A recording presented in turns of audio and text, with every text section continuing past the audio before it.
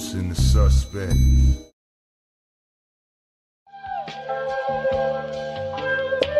The usual suspect thing.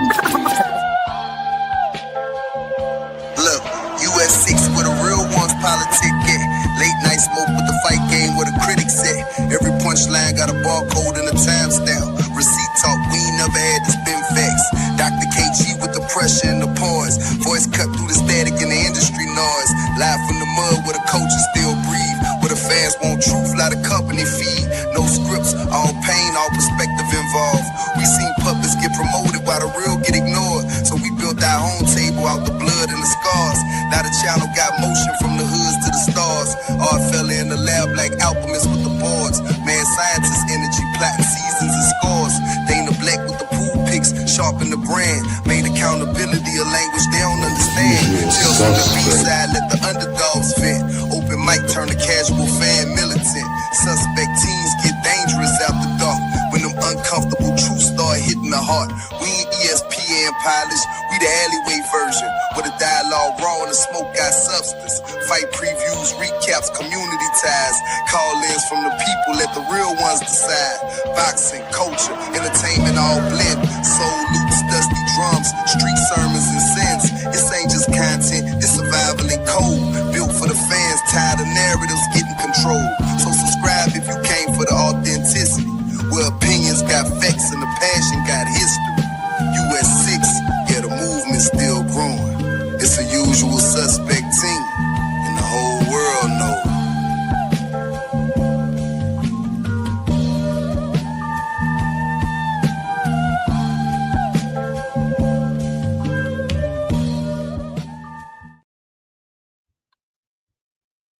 Man, we are back. We are back. Welcome. Welcome. This is the US6 Sports and Entertainment Hub. Open mic. The lounge is officially open. I'm your boy KG. And to my left or to your right or your left, you know what I'm saying, it's my damn homeboy, your favorite yet your most hated. Jay Steele's the eye fella. What's up with you, man? What to do? What you saying? What a guan. Look here, this ain't your polished panel, your scripted debate. These are these raw lines, raw voices, raw opinions, straight from the boxing trenches, KG. I mean, step on stage and grab that mic, and you'll get your time to talk. That uncut, unfiltered, and unapologetic. Break down the fight, call out the BS, cape for your favorite fighter. You know what I mean? Shit on your favorite purse bid. It's your mic, but understand, as hosts and as quote unquote moderators, we have the right to straight up bring smoke to your air intake. In the dig. So if you scared, stay in the chat, stay in the comment section. But if you ready, step on stage. Y'all got 2 topics to pick from. You know what I mean? 2 topics to pick from. We don't serve swine over here, so please don't hog that mic. Exactly. Well, and for those of y'all that want to come on stage and grab the mic and spit your game, talk your shit, understand, we do it one at a time. We try to shy away from the back and forth panels and battles. This is open mic, in a dig. So if you pull up, understand you might be backstage for a little bit before we get to you. But once again, to all my peoples that are gonna be spitting game, it's a 2-topic max. You know, dig? A 2-topic max. But without further ado, let's get into the menu, KG. Yeah, what we got today, man? What do we got today? Let's see what we cooking up today. Hold up. Let's start here. We got the a new item on the menu, KG, the Richmond Punch. That shit sound good. It do sound good. And it will be officially unleashed on August 22nd, courtesy of championship-minded promotions. Huh? You know what I mean? You ain't lying. And of course, we got on the main event, Natasha Nightmare Spence versus Precious Harris McCray. Huh? Yeah, it's all going down August 22nd, Richmond, Virginia, at the U Play Sports Complex, KG. Exactly, in Henrico, Virginia. That's how you say it, Henrico. I keep on saying Henrico. That's what a lot of people say, and that's how like people here, we know those people are not from here, because when we say Henrico, when we hear that, we like, yep, no, it's Henrico. That's what's up. You know what I mean? Henrico, VA. It's going down August 22nd. Tickets are available once again on championshipminded.com. And you can also stream the fight live. You know what I mean? Stream the fight live. Pay-per-view. It's only $25, KG. Yeah, I know, that ain't bad. That's cheaper than a lot of other pay-per-views. They want to charge you $79.95 and the blood of your firstborn. You know what I'm saying? So I ain't mad at $25. $25. It's an 8-fight card. You're getting 2 championship fights. Shout out Henry Stewart, the up-and-coming Canadian cruiserweight champion, World Boxing Federation champion. He's going up against his stiffest test in Francisco Rivas, I believe. So, yeah. We also got Glenn DeZern on the card. Yeah, Glenn DeZern. Huh? Franchon's husband. Glenn DeZern making his goddamn return. Yeah, bars. So, hey, our fella, you see, Virginia got love for Canada, man. That's why I invited you down, man. I said, man, my guy from Canada, come on down, man. You know what I'm saying? You're more than welcome. More than welcome. You know what I'm saying? Indeed, yeah. The little time I was in VA, I was loving it. Mm-hmm. I was loving it, and to be honest, there was a lot of similarities. You know what I mean? Yeah. So it was natural being down there. That's what's up, man. But I definitely look forward to being up in the mix. You know what I mean? 2 up, 2 down, August 22nd. But yeah, Richmond Punch is definitely on the menu, KG. We also got this gonna be, I think, a big one. A lot of people gonna be ordering this. Yeah. Again, it's a 2-topic max. The Keyshawn Nuggets are back on the menu, and deservedly so, KG. Yeah. Deservedly so. Of course, maybe you can break the news, because it actually was new to me. I've been busy all day. You know what I mean?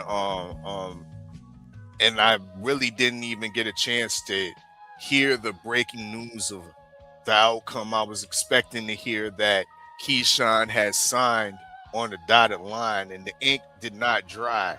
But please update me as well as the people, all the people listening, you know what I mean, around the world, of what's gone down with Keyshawn. It was received formally written notice from Josh Dubin, identified as authorized legal representative of Keyshawn Davis. Davis would not accept the 25% purse split awarded through the purse bid. Davis will not participate in the ordered WBO welterweight championship fight against Devin Haney. The matter is being referred to the WBO Championship Committee and Ratings Committee for the appropriate ruling. So, with that being said, someone on the Davis behalf, whether it was Keyshawn Davis, the suits, let me clarify that, not the top ranked suits, but the suits that deal directly with Keyshawn. Somebody saw it it best fitting to duck this fight. So, me as a Virginian, you know what I'm saying? It's like I had my bias, of course, you know what I'm saying? I was like, I wanted this fight, and Keyshawn is damn prepared for this fight, and Keyshawn, you know what I'm saying, is game for this fight. But with all that being said, that is me speaking. I can't speak for the decision makers or what, you know what I'm saying, what was up or down on their behalf for them to come to the conclusion that they pulled out of this fight. So it's heartbreaking. And I'm still waiting on to get the actual full spill out, you know what I'm saying, from the Davis side, because it's your side, my side, and you know what I'm saying, what it really is. So we heard WBO, and we didn't heard, you know what I'm saying, we seen the Haneys posting and putting the shit out. So I still want to hear it, even though, you know what I'm saying, the shit is true. Because I didn't I didn't believe shit when I first seen Mike Cappinger put it out. I was like, I need to see WBO say something or announce a new mandatory opponent or something. And lo and behold, I stumbled upon the WBO, you know what I'm saying, official paperwork before we hit this damn red button. You know what I'm saying? So that's why you guys are getting it fresh directly from the WBO. So, yeah, that's where we are.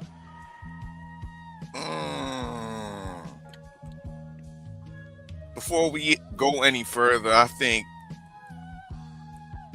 Keyshawn and Team Keyshawn must atone. Shame. Shame. Shame. Shame. Yeah, we're going to let that play out. My take coming soon, people. Let's continue on with this menu, KG. We also have the Jollof Joshua. Huh? I almost joined some Jalala rice today, man. Almost did. Changed my mind. Well, you can order it this evening, KG. we have it on the menu. And I don't think we've been able to cook on this real properly yet. I haven't really cooked. I haven't cooked on old Joshua. Nah, but we haven't. Old Joshua is definitely looking like some jollof, looking like some food at the least. Oh yeah. To a whole bunch of I ain't never seen so many Albanian heavyweights making campaigns to fight Anthony Joshua right now. I can beat him. They're making full out Instagram campaigns. So I'm next. Posting venues and shit and dates and shit god damn. Everybody thinking Joshua food. Every domestic level British fighter, heavyweight fighter is licking their chops. David Adelaide, huh? Even Johnny Fisher. straight from the Chinese takeout is looking at AJ licking his lips. Pause. So yeah, Jollof Joshua is on the menu. You know what I mean, for the people. Yeah, we had to put that on there.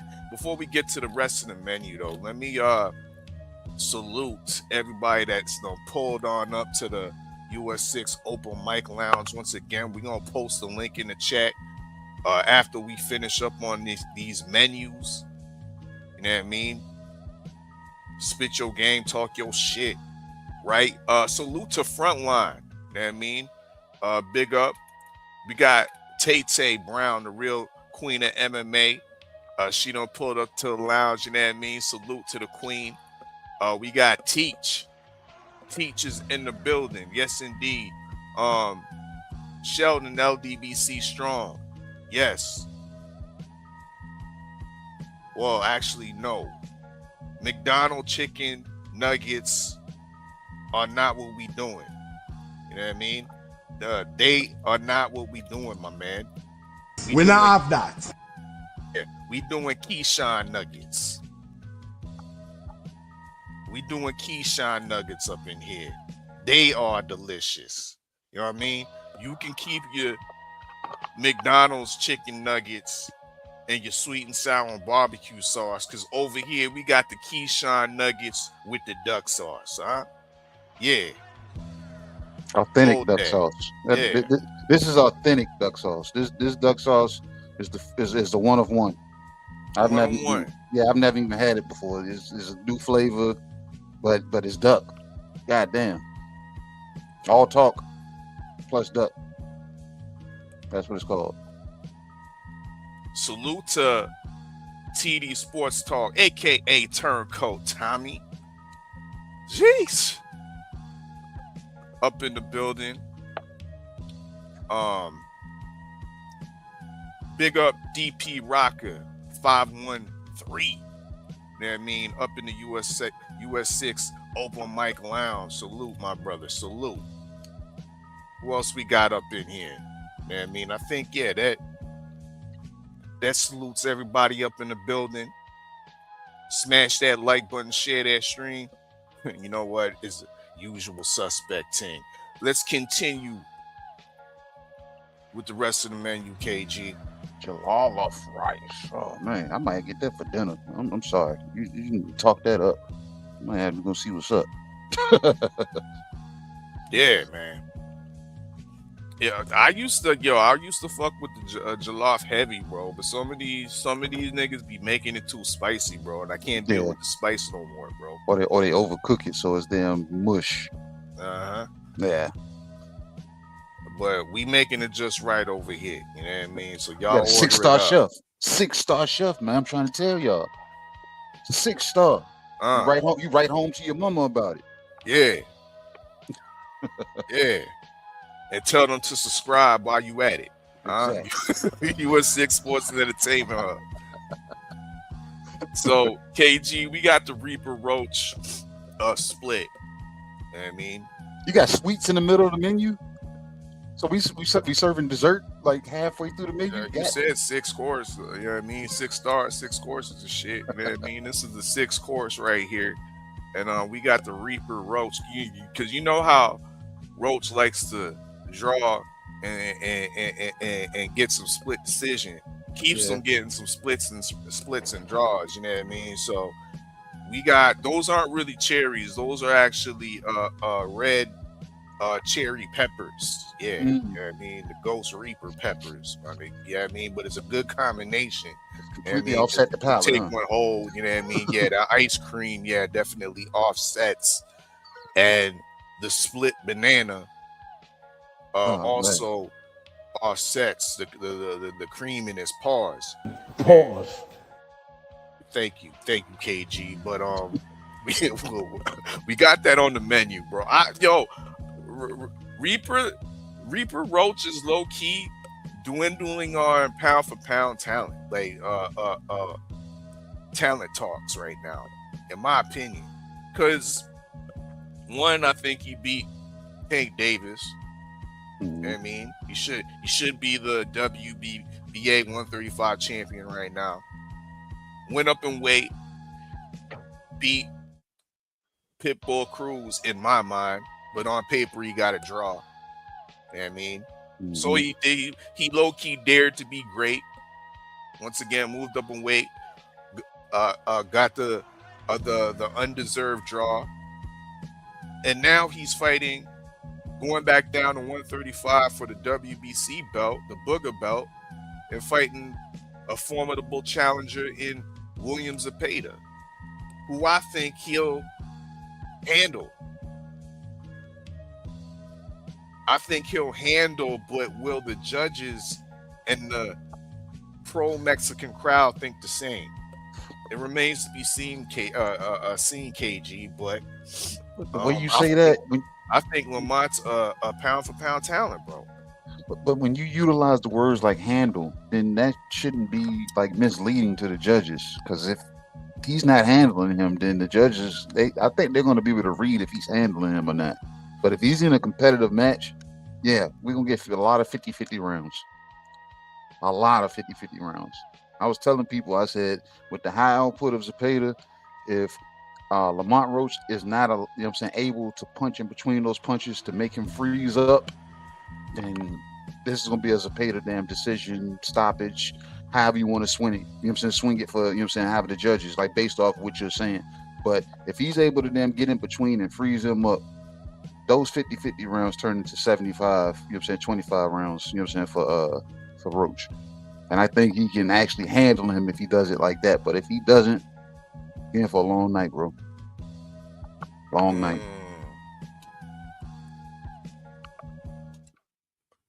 Also within the Reaper split, those candies right there are actually little bullets. Yeah. They the bullets from Quick Draw. Oh man, he dropped Quick the Draw shells. Randall. Bang, bang. Bang, bang. Yeah. Going down on the undercard, y'all. Once again, this is live on the zone tomorrow night. It's a decent card, KG. Ray Murataya is in action against the perennial title challenger Robson Conceição, aka Pharaoh Williams, aka shake my manager's hand because he keep getting me title fights. You know what I'm saying? I want to shake that man's hand, goddamn it. I want, hey, how do you do it? How do you do it? Right. Or get him for Keyshawn. I mean, and maybe we might get a fight. Also, once again, also on that undercard will be featured our boy Quentin Quick Draw Randall facing a dangerous test, KG. In my estimation, Raul Curiel, rising contender on the precipice, definitely on the precipice of a title shot. Undefeated. I believe his only draw came up against, was it Alexis Roca? He might have drew with, but it was one of those terrible decisions type of situations. But yeah, Raul Curiel can fight. So the Quick Draw's in there with a dangerous assignment, but his activity is he's fought now 3 times in the last 3 to 4 months. Clean fighter. Will be featured tomorrow, you know what I mean? So yeah, we all in support of Quick Draw Randall. You know what I mean? Cleaning up old Raul Curiel. So yeah, if y'all want to talk about this fighter, big up Texas, you know what I mean? All my Texas people, yeah, pull on up, you know what I mean? Grab the mic and start the cape and start the campaigning before I got Quick Draw that's fighting tomorrow against Raul Curiel. Hey, is Quick Draw, you know what I'm saying, Quentin Randall becoming the standard of how active a fighter should be? Is this his 4th fight this year? Yes. 3rd fight. You see what I'm saying? Is he you know what I'm saying? And then he's doing triple duty. Well, quadruple duty. The man is fighting often. He's a co-host of the Agnew podcast. The man put work. He puts work in on his own time, and then me watching his story. He's an avid, active, inclusive father. You know what I'm saying? So is Quentin Randall damn rewriting the standard of what an active fighter should look like? He must get saluted. Yeah. As well as on the I must reiterate, off of everything you just said, on top of that, he's a clean fighter. And a clean fighter. So, yeah, he's definitely setting some high standards and setting the bar of the way fighters should look and act like. Let's hope this translates into major success into the washing of Raul Curiel, because this is a tough assignment, KG. Raul came in overweight, so I don't know. You know what I'm saying? If he shrinks himself down more, he might then be weight drained tomorrow. So who knows? You know what I'm saying? He came in over today. Do we have any breaking news on that? With your on the weights? What's going on? From what I understood, he came in like 1.2 pounds over, and he had to pay 147. Yeah, so he had to pay. They had to pay Quentin Randall, I think, like 10,000 because I'm saying for every pound that he was over. So 1.2, they paid him 10. So the fight's still on, though. Yeah, it's still on. You know what I'm saying? There's nothing in jeopardy. It's just the fact that the A side missed weight. You know what I'm saying? So okay. Yeah, so hopefully that plays a part. You know what I'm saying? In Quentin Randall, you know what I'm saying, has, you know what I'm saying, a higher, you know what I'm saying, chance of swinging his B side name into the A side category.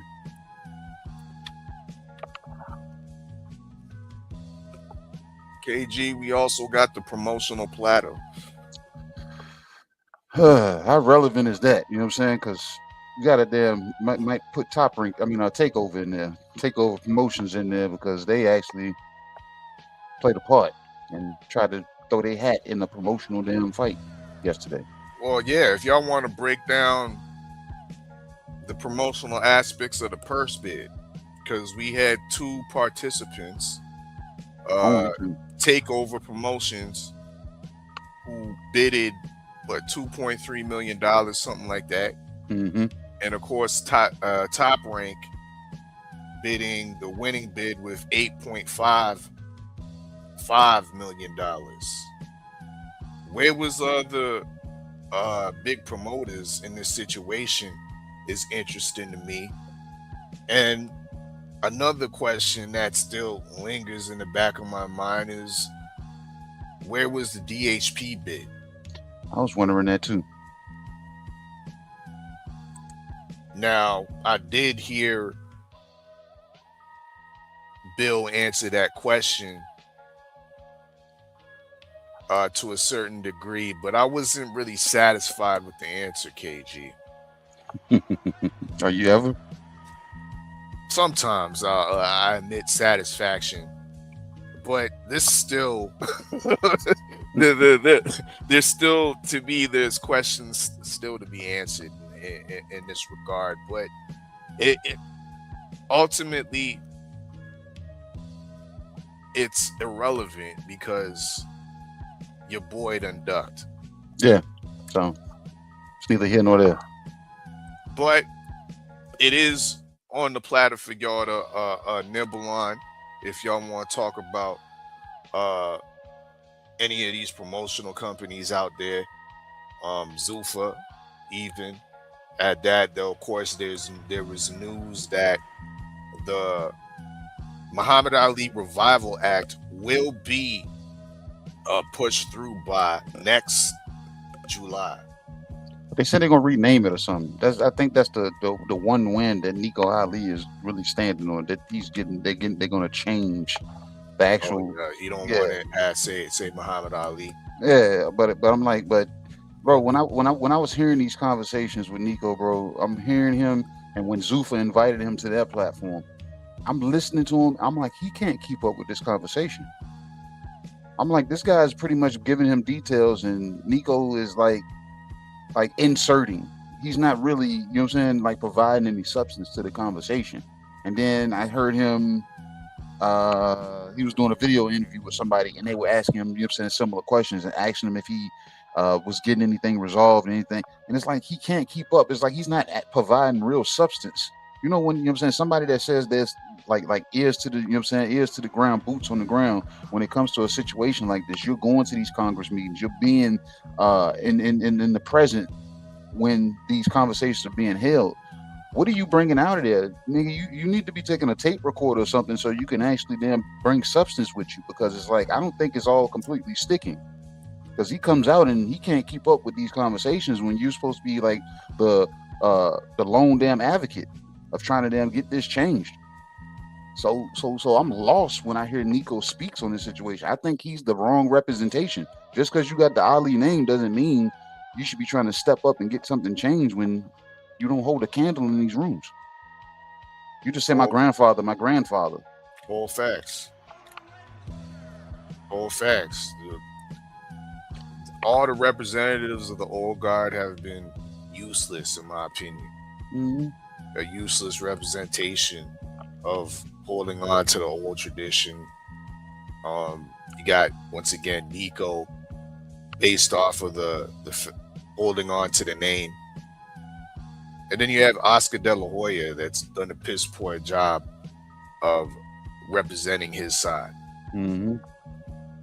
You know what I mean? So, once again, that is on the platter, y'all. We also got the Zone Cow Zone. If y'all want to order up that, the Zone's been definitely putting out some good product, boxing product out there lately.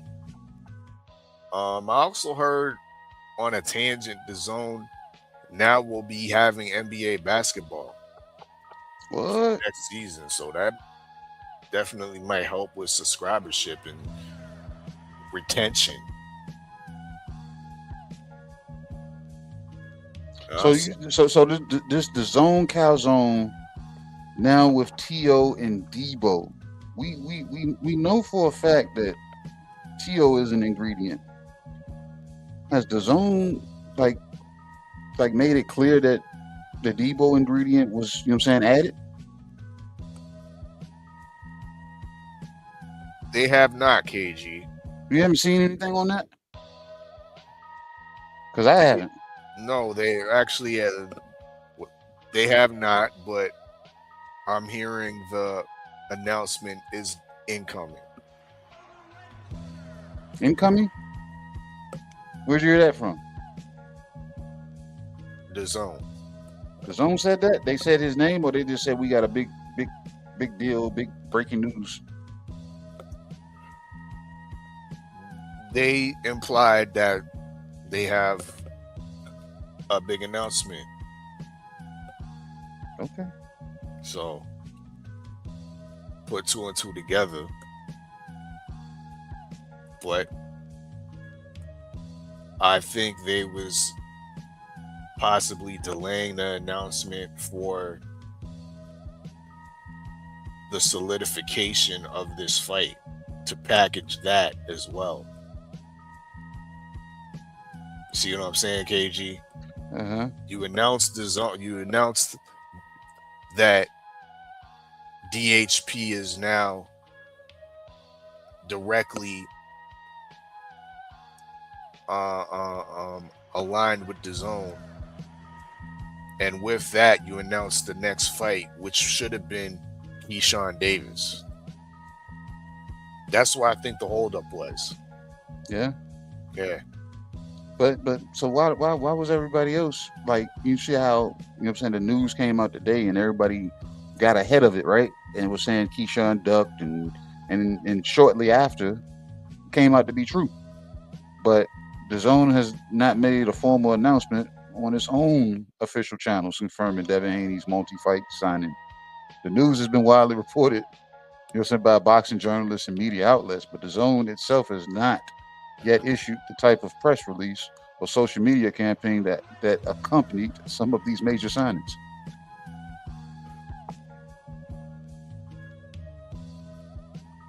Once again, KG. Just saying. Incoming. What's taking so long? Because I had to wait. Look, I had to wait 20 fucking days for a negotiation to find out that motherfuckers was not negotiating. Then I sat back and waited, and then went to purse bid, and I was like, okay, it's on the purse bid. I'm like, okay, it's going to purse bid.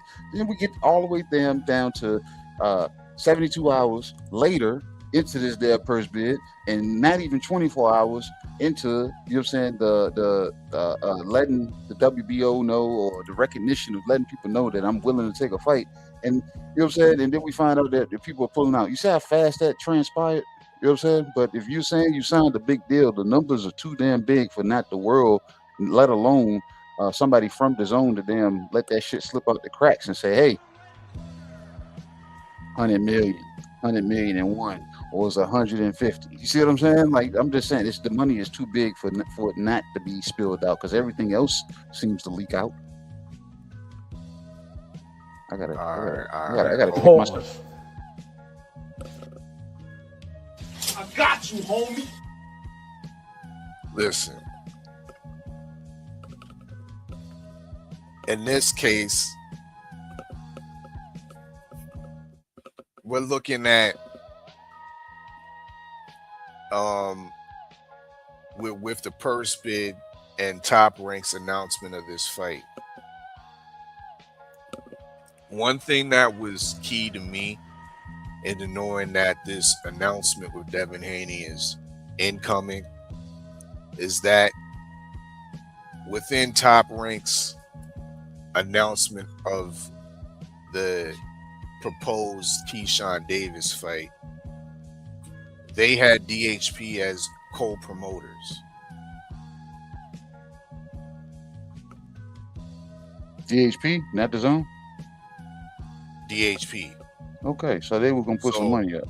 So through having that as a co-promotion, that kind of tells me that the DHP DAZN deal is pretty much solidified.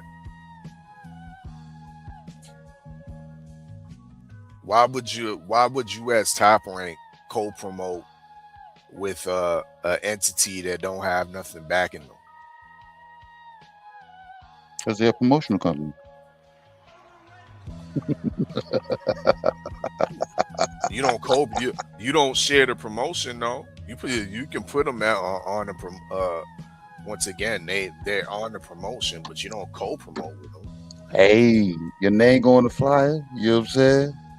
I'm going in this room and I'm leaving with something. So, co-promotion or no promotion, DHP all the way. That's how that functions. That's how that functions. Bill is able to talk his way in the rooms. Yeah. Co-promotion, in conjunction, in collaboration, all of that. You know what I'm saying? I play a part in all that. I'm getting paid.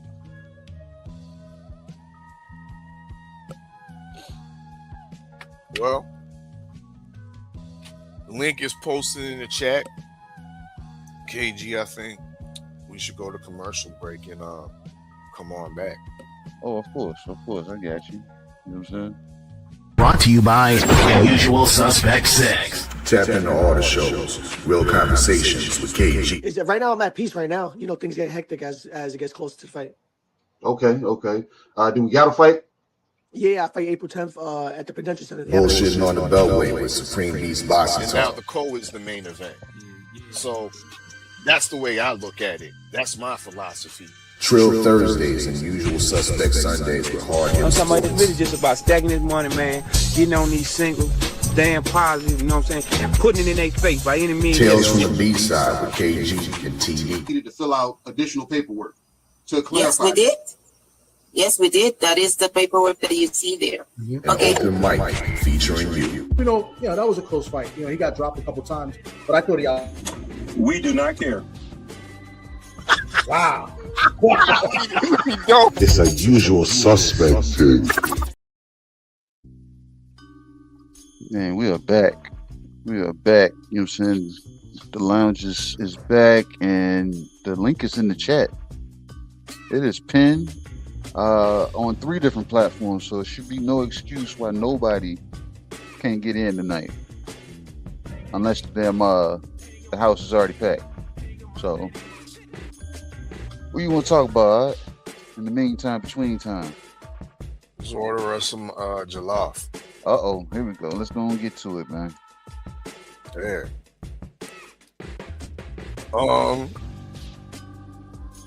There's a lot of coddlers and capers out there in the UK giving AJ a pass for that performance.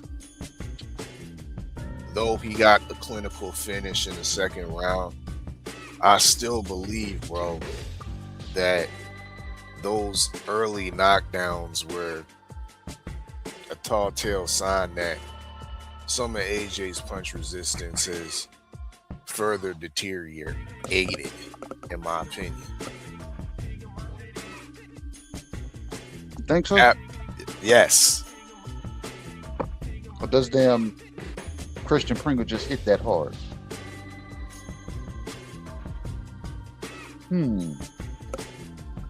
With a small little uppercut that wasn't even full torque, putting AJ down and having him shooken for the rest of the round. I don't know, bro. I need to see Pranga in there with some other stiff competition before we can absolutely rate Pranga as a power puncher. Okay. And at that, the question remains is why didn't he finish the job in the second round? Poor instructions from his trainers telling them to hold back and see what we got. I hope that's not the instruction, bro. I really thinking do. that it was a foregone conclusion that the right hand was going to land again. I hope that's not it. I hope that's not it. Leaving the windows wide open for what we can say is conspiracies at this point of whispers being made to the corner by Big Turk. Nigga, pull back, and I got $1 million for you.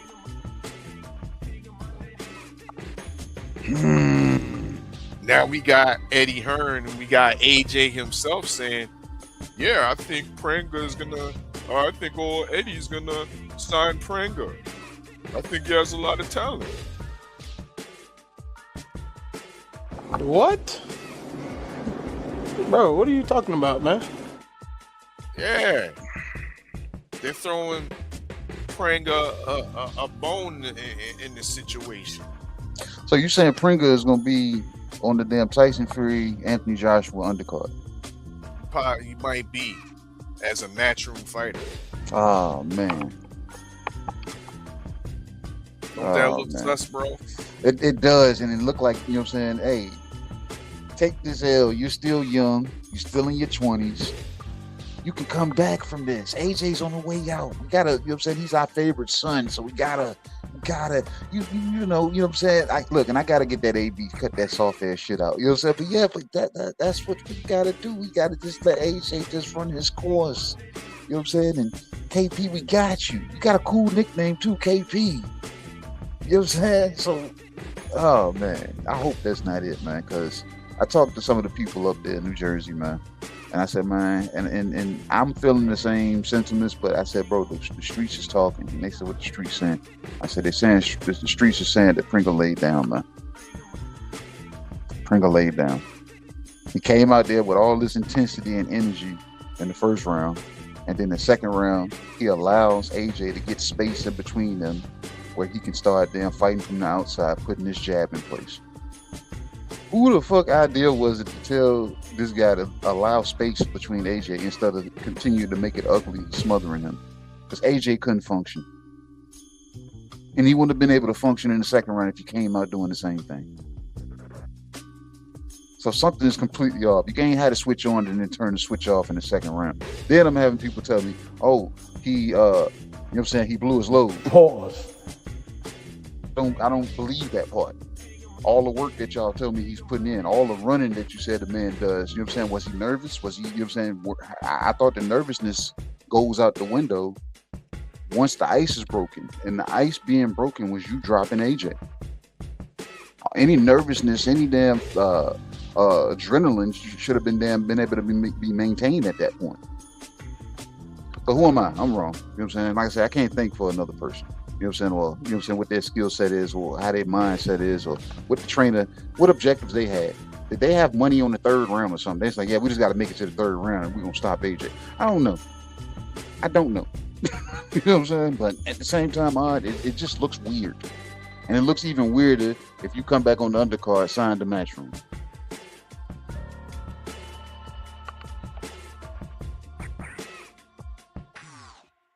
How do you see that fight against Fury? Against AJ? Yeah. AJ can't play the outside game with Fury the way he was able to do with the lack there of skills out of Pringle. Fury is taller, has longer reach, and he's content staying on the outside. AJ has never ever been known for being, you know what I'm saying, a good inside fighter. You know what I'm saying? He's mid range, you know what I'm saying, outside range fighter. I got early prediction, man. I got Tyson Fury boxing his ears off. And if he's able to get hit the way he was getting hit against Pringle, Fury is going to be landing more accurate punches. And if it comes to that point, I think Fury will chase for a damn stoppage. Because, like you said, his recovery and his recuperative powers has gone on a further decline. And Fury is not known as a puncher, but he can put those punches together and send traumatic shock through you that you can question if you want to get back up again, especially with somebody with the reputation of the AJ bot. Looks good until it starts to malfunction.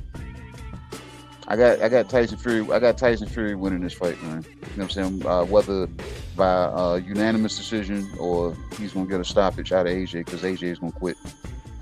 He it's like he has it in his system. That goofy smile, I'm not sold. Not sold.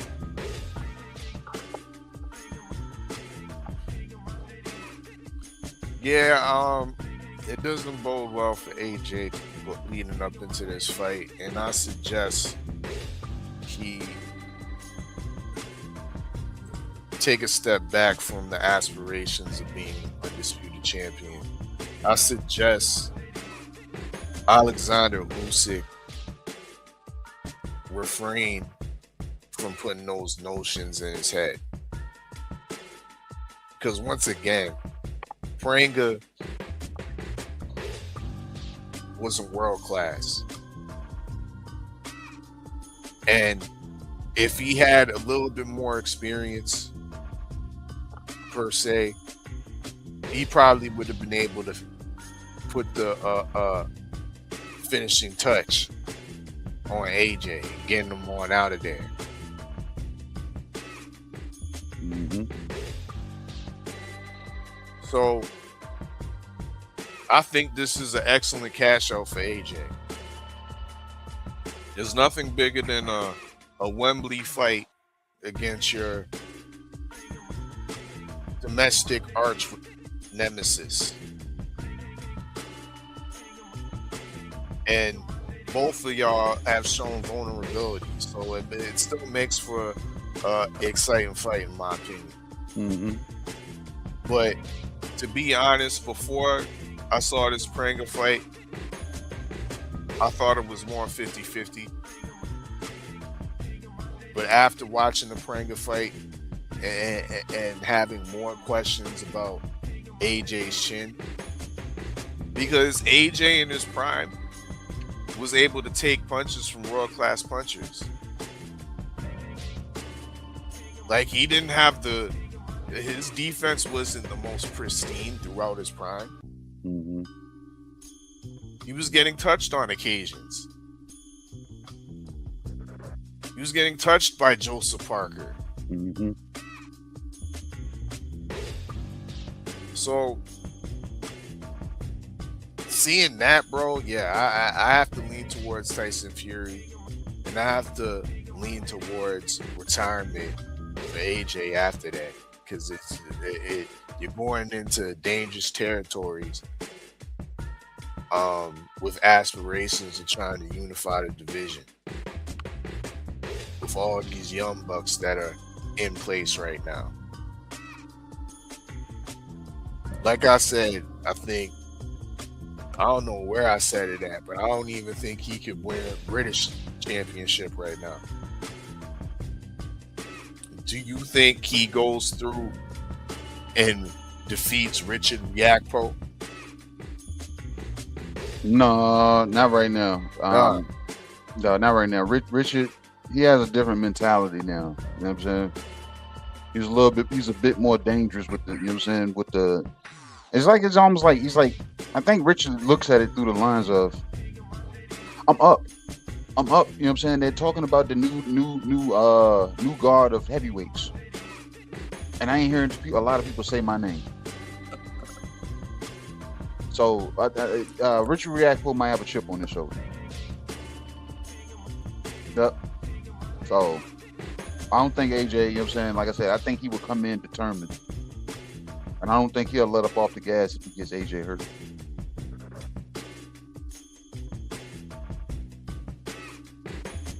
Jalaf Joshua, food for the people, food for the heavyweight boxing landscape. Mm-hmm. And I'm kind of puzzled why Tyson Fury hasn't signed yet. There's a report out there saying that Tyson Fury is not interested in the fight no more. Well, who is he interested in fighting then? Or is he looking to retire again? Or another guy that he's fine with taking off the grid? Look, Tyson Fury, he's one of them dudes, and he'll do this too. Some of these younger guys, they need dance partners. Tyson Fury doesn't look like he needs dance partners. He just gets in with whoever when he wants to. His last opponent was ranked like 200 and something. You know what I'm saying? Yep. So I can see him not being quick to damn take this AJ fight and saying that it doesn't have the same luster to it, because he looks at it, I can make the same money fighting whoever.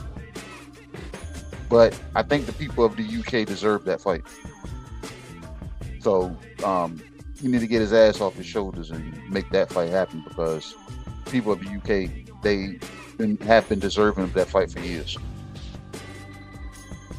Indeed. Let's get into these order us up some Keyshawn nuggets right now, bro. Because really and truly, 2 fights ago, when Keyshawn destroyed Jermaine Ortiz, Mm-hmm. after he stopped Jermaine Ortiz, what did he do? He got on the mic and he called out who? Devin Haney. He gets the rematch in order to make a wrong right. Top Rank gets the Scope Arena. Mm-hmm. They go back to Norfolk, and he faces Pretty Boy Woo. What's his name? Nahir Albright. Nahir Albright, yeah. Cleans up Nahir Albright nicely. Decent crowd at the Scope Arena. What's it for? Yeah, it looked pretty good in there, man. You know what I'm saying? I was there, and like once the main event started, yeah, it won a bunch of smoke and mirrors. You know what I'm saying? It was a nice crowd in there. A nice crowd. Heavy viewership watching that fight as well. I would estimate. And what does he do after the fight? Who's he call out, KG? Calls out Devin Haney. Now, the WBO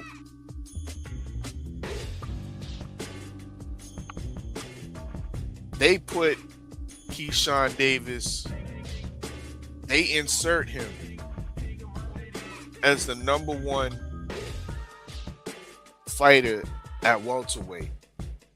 Yeah, but why? They didn't just put him there. How did he get there? Tell the whole story. How did he get there? Now, one, Keyshawn's team would have to formally submit notification to the WBO that they have intentions of moving up to welterweight. So you can forget about putting me in the 140 rankings for next month. Insert me at 147. The WBO obliged KG. And they put him at number 1. Mm-hmm. Weeks pass. And they what they do, they officially made him the mandatory. Ordered the fight. Say, y'all get your shit together. We made your wish come true, Keyshawn. You done called the man out, the champion out, the WBO champion out 2 times now. We're granting you this wish. Y'all got such and such time to negotiate and work on out a deal. Negotiations go on, KG. Now we hear many reports that aren't really conflicting, KG. The average report states that Keyshawn was offered a flat rate of $3 million.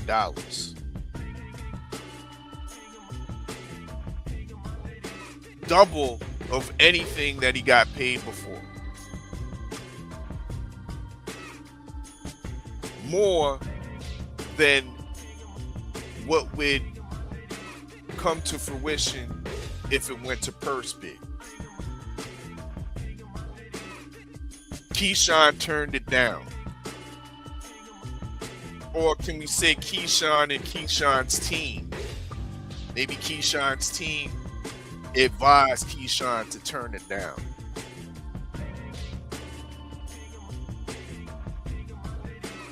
They go to purse bid. Only 2 bidders.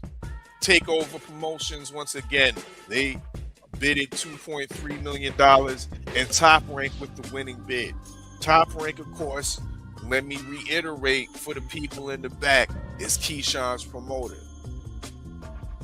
So that now they control this fight. Because the KG, there's situations where when it goes to purse bid, you got a riffraff promoter that scoops up somewhere out of the blue, finds $3.5 million or something like that, and wins the purse bid. And now you got this promoter taking the fight to motherfucking Germany or something. Taking that shit to South Dakota. Yeah. we going to Winnipeg with this shit. Top Rank made sure of that. They're like, nah. You know what I mean? They started. They didn't even have a lower bid. They started at 8.5, my nigga. So they was willing to go higher than that if needs be. So they came with 8.55 million. They got 3 venues proposed. Michelob Arena in Las Vegas, which Top Rank has heavy connections with. Barclays Center in Brooklyn. And State Farm Arena in Atlanta, which I love. For this level of fight, 2 Black American stars, undefeated, legacy on the line. State Farm Arena is where it needs to be at. Salute the Top Rank for putting that in the details, huh? That card still goes down, I think. And you know Brian Norman Jr. gonna be on the undercard, fighting somebody in high prestige in a serious welterweight matchup that might be looked upon as the winner of this fight fights the champion next, fights the winner of the main event next, type shit. This was the making of being a beautiful thing, bro. And Keyshawn, he had to turn into some nuggets with the duck sauce. Couldn't stand on his square after calling this man out publicly time after time. After formally showing his intentions of moving up to the welterweight division. After being granted and gifted a #1 ranking, even though he wasn't deserving of it, bro. Hasn't fought once at welterweight, my nigga.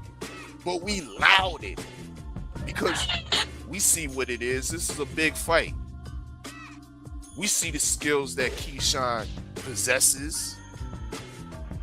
We know what type of time he's on when he's challenged. We see the pedigree that he's been built with. Huh? So we allowed it, my nigga. And for him to just find the pen with the driest ink and not sign the motherfucking contract and then have your team, your representative, say you're officially pulling out of this fight is the one of the biggest ducks of modern time, KG. I'm sorry to say, bro. When I get into a relationship, I got 2 pet peeves, and I make them clear in any relationship. Don't lie to me. Don't make me look stupid in these streets.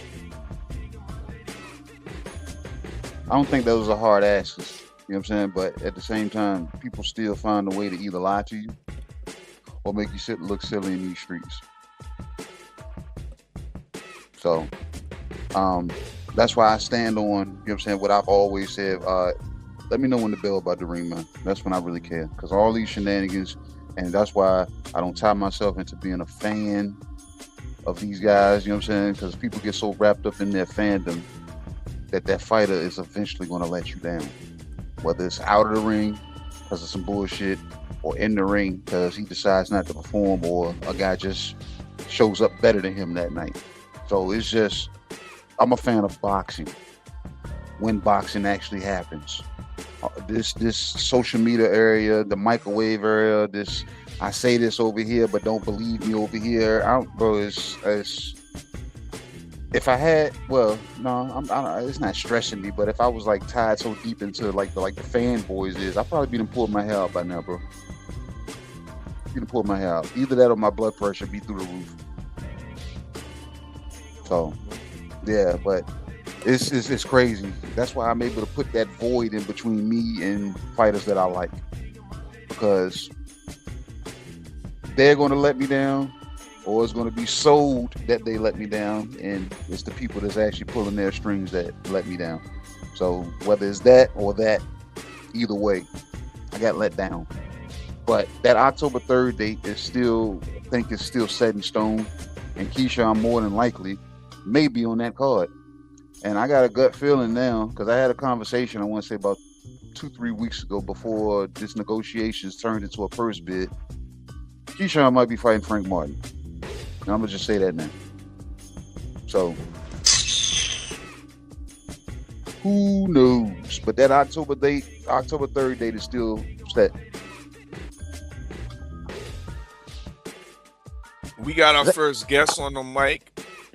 Pulled up to the stage. Yes, Mr. Thomas from the Bronx, TD Sports Talk, aka Tommy Turncoat. What it do? AKA Triple T Trash Talking Tom. What is good? What is good, man? You bringing trash in the lounge, bro? You bringing that trash in the spit your game, talk your shit, fam. Yo, but that's what I always do, and that's what people don't understand, and I'm here to have fun, talk boxing, and I gotta talk, we talk our shit, whether we right or whether we wrong. Whether we get proven right or proven wrong, you know what I'm saying? We gotta, listen, when we in the fight pool, you know what I'm saying? We give out, we get crows, right? We gotta eat crow every time we pick a loss. So, You know, sometimes you got to eat crow when you get a, you know, a talking point incorrect, or if you was wrong on your opinion. You know what I'm saying? So, you know. Speaking of which, we're gonna serve you up some croquettes, my brother. Yes. Don't think we've forgotten. You know what I mean, because you doing all these votes in the chat and shit. Huh? You know what I mean, and you was highly interested in what the league was feeling about this purse bid. And as a resident Devin Targaryen hater, huh? You voted that this purse bid wouldn't go no higher than what, 2.5 million? Is that correct?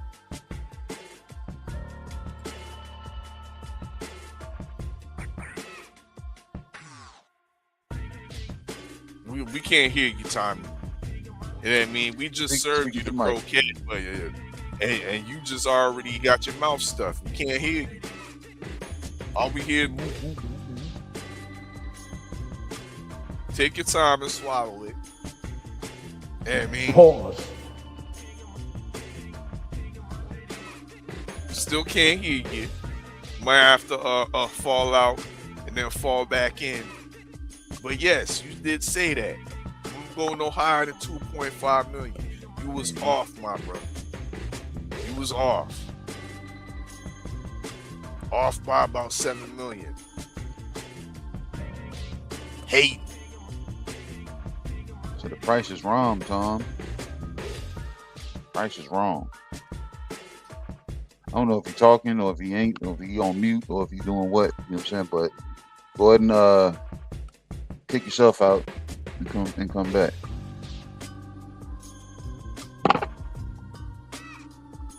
There you go. Yeah, man. But this, once again, it's looking like one of the biggest ducks in history. Yep. It's a duck with an acquired taste. Acquired taste. There go TD. Back. Oh. StreamYard acting up. It is. I had to restart my shit earlier on.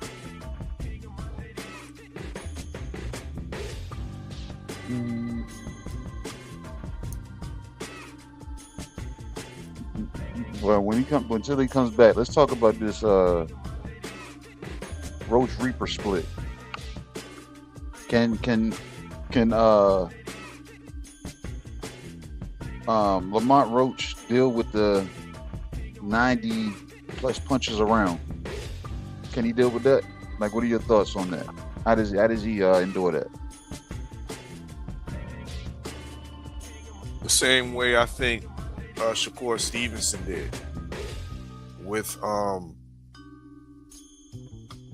neat inside the pocket counterpunching, which will ultimately discourage Williams Zepeda from throwing his high activity hands.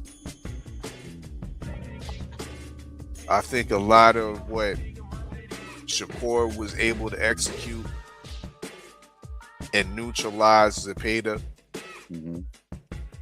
will be the blueprint for Lamont Roach, and he's able to do the same type of things. But does Lamont Roach have to stop Williams Zepeda or completely outclass him, being in front of probably a mainly Hispanic audience?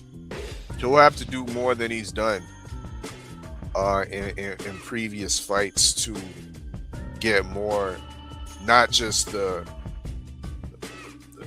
decision from the people, but from the decision from the judges as well. So it would help him to we need to see some blood first and foremost. You know what I mean? Cut this motherfucker up. batter and bruise this man. Make this man's face look like a look in disgust, right?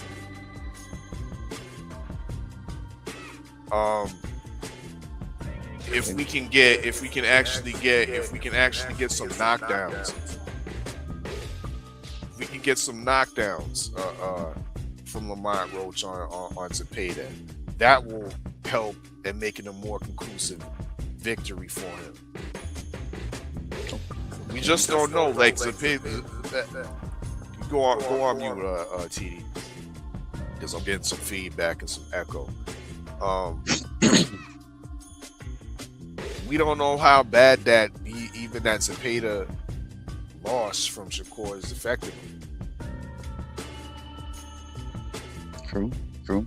That was a whooping he took, a whooping and an embarrassment. Yeah.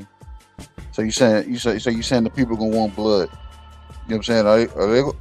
Are they gonna want blood, like almost like in the sense of like what we got going on here? Is this bad blood? It damn sure turned into it. Yeah. We're gonna see more of it this Sunday. Yep, 4 p.m. Eastern Standard Time. Y'all come right back here. Right back here. Wherever you logged in at, you know what I'm saying, to get this information, this transmission, come back here, man, because anybody's been following these two ladies, there may be bad blood brewing here. So y'all tap in, man. Come back Sunday. But we got Thomas back, man. You back, Thomas? Can you hear me now? Yes, most definitely. Oh, all right. It sound better? Yeah, crystal clear. You good, but before you go, yeah.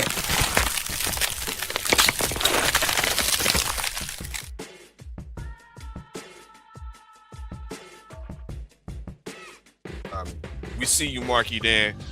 Once again, it's one at a time. Let's get it. Yeah, man. I don't know if you heard me at all previously, but Nope. I appreciate the crow, because I do deserve the crow.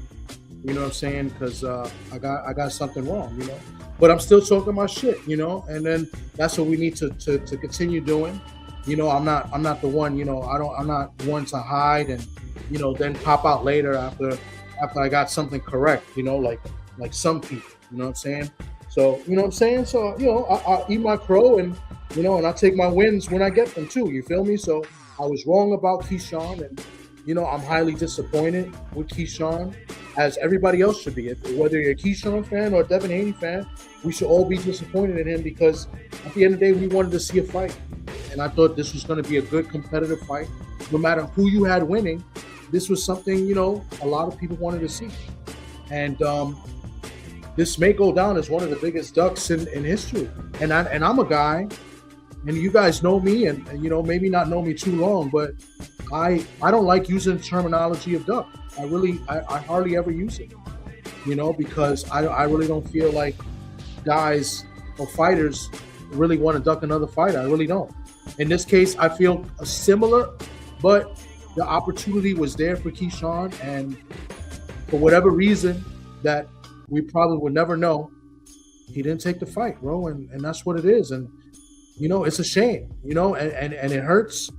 You know, it hurts Devin as well, because look, now that's more time taken away from his career, more time that he has to put on the shelf, you know, and it's just bad business, you know, all around. And go figure, his name is the businessman. Crazy work, bro. And it's highly disappointing, but yes, I did think that, you know, the $3 million offer was capped. I did think that Keyshawn was going to take whatever the offer was at the purse bid. You know, I did say that the purse bid would be $2.5 million. You know what I'm saying? Even Tio thought that too, because Takeover bid about 2.2. You know, so they kind of were with me as far as the purse bid. You know what I'm saying? So listen, man, we're not hating ass motherfuckers. Yeah. But you know, say that doesn't mean we haters. You know what I'm saying? Like maybe Tio, but I'm not a hater. I gave my reasons why. They were good reasons. You know what I'm saying? I didn't go up here and just said, you know, these fighters are not worth this or they're worth that. You know what I'm saying? I gave my reasons, and I don't have to repeat it here. I already said it on 503's channel. I think I said it here on the open mic last week. So listen, it is what it is. We got it wrong, and now we must move on. And you know, this is why I say never fall in love with a fighter. You know what I'm saying? And you know, if you're a Devin Haney fan, you know, all those Devin Haney fans are in love with Devin Haney. The core fan, all those fans are in love with Sugar. Eventually, a fighter's going to do something you're not going to like. And they're going to hurt your feelings. They're going to break your heart. You say, I don't wish that upon you. You know what I'm saying? But eventually it's going to happen. I'm a Keyshawn Davis fan. Was. You know, and you know, this is why you don't fall in love with a fighter. You can support them. You could cheer for them. But don't put on a cape for them. Because this is sometimes this is what happens, and then you end up looking bad as well. So that's why I wanted to come up in here, because you know I'm a real dude, I'm a real man, and listen, I you know I take L's with my wins and my W's with my losses. You know what I'm saying? And it's a loss for me because I predicted it wrong. My opinions were wrong. And now we move on, you feel me? And we got a good fight card this weekend, man. Let me tell you, this card is pretty good. We got the return of Charles Conwell. I'm pretty excited to see him back in action. Mr. Plateau. Yeah, man, I'm excited to see him, man. He's been out for over a year, you know? So this is a guy that a lot of people thought that he would be the super welterweight king at one point. Yeah, man, it's Mr. Plateau. Yeah. You know, so listen, I'm excited to see him. Quentin Randall, this is a good fight, good opportunity for him. Mm-hmm. You know what I'm saying? He's been active. You know, I wasn't there to be part of that Tales from the B-Side interview that you guys had with him, but I did watch. And I think one of the things he said was, you know, he was going to go in there and try to get more knockouts. Like that's not really what he does, but he's going to go in there and be more aggressive. And I think we've seen that in his last few fights. So I think this is the right guy for him. Hey Thomas, is he? I asked Arthur this earlier. Do you see somebody like Quentin Randall rewriting the standard of what an active fighter should look like? Yes, I do. I think fighters.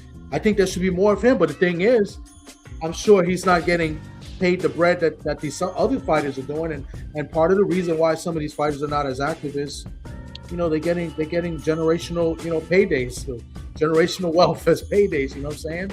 And but Quentin is moving. But Quentin is moving in the sense that if he was making $1 million a fight, he'll be knocking on $4 million right now. Yeah, looking at his, you know what I'm saying? So I don't think that the money is there saying, hey, stop. You know what I'm saying? Because it looked like he has a rhythm with him right now, and he's like, hey, I'm trying to be active. And then, like I was telling our fella, he's not just an active fighter. Damn, he's a host on the Active Podcast. He does work. He stated to keep the wheels turning. He's an active father, and then our fella down put the staple into the paper saying he's a clean fighter. So I'm like, is he writing the standard of what a active, clean fighter should really look like? I mean, yes. I mean, he is fighting. You know, I don't even think he's fighting 10 rounders. You know, but he's fighting. You know, he's fighting. I think he's fighting locally, like he's fighting in the state of Texas, right? And he's fighting. I don't know if he's fighting 8 rounders or 6 rounders. Well, I think 8 rounders. Huh? 8 rounders, and then he's on this actual broadcast. Who's running this card? Is this Golden Boy or who's this? I think it's This is Golden Boy the Zone once again on the Lamont Roach Williams to pay the undercard. Yeah. So he has 3 fights within the last year, right? He got a loss against Polanco. He was competitive in that fight. I thought Polanco did win the fight. You know, I thought it was competitive. You know, I was there live for that fight. And then he has 2 fights after that. This year, pretty much, I think. I don't know. I think it was early this year, or was it a few months ago? Was it like he just fought like last month? Yeah, he just fought like last month. Yeah, he fought last month. Okay. So, and he's fighting a guy, and I think this guy, if I'm not mistaken, did he pull out of a fight before because of weight? I don't know, but he missed weight today too. Yeah, I know he missed. I saw that in the chat. He missed weight, but I thought he was supposed to have a rematch or a fight, and I think he pulled out because of weight, and they had to get a substitute, and then I think he fought again. I thought it might have been the end of last year. I don't know, but either way, you know, this guy's more known for the draw that he had with Alexis Rocha. So this is a good fight for Quentin. You know, and I like this fight for Quentin. I would like to see Quentin come in here and, if not get the stoppage, maybe drop this guy a couple times. I mean, this guy comes in and, you know, he's got some power. I think he's got like 15 knockouts or something like that out of his 17 wins. So, you know, this is a good fight for Quentin to put a stance. And, you know, if he wins this, I think he gets moved up in the rankings. And you never know. He might get a title shot, you know, either the end of this year or early next year. So, but this card is good, bro. I mean, I said Charles Conwell, Lamont Roach is taking on Zepeda. That's a good fight. Good matchup. Muratala's fighting, you know, the guy that gets every opportunity in the world, and Robson Casesao, who probably got naked pictures of somebody somewhere because he keeps getting these title shots. I mean, I don't think anybody's gotten more title shots off of losses than Casesao. But listen, but that's a competitive fight. So there's 4 good fights there. I don't know how else the undercard is, but this is a pretty good card, man. I'm excited for this. So, you know, with all the Keyshawn Davis and Devin Haney news going around, we got some real boxing this weekend. Last weekend, I wasn't really, you know, really satisfied with the fights. The Zuffa card, you know, Joshua, you know, Tingz, Errol Spence, you know, I wasn't really, you know, I think we'll get a better serving this weekend. You know what I'm saying? So I'm excited for it, and you know, let's move on. Let's move forward. You know what I'm saying? And as far as boxing is concerned, but of course, definitely wanted to come up and let everybody know that I am not a coward, and that, you know, I was wrong, and so be it. And I'll move on, and I'll still talk my shit.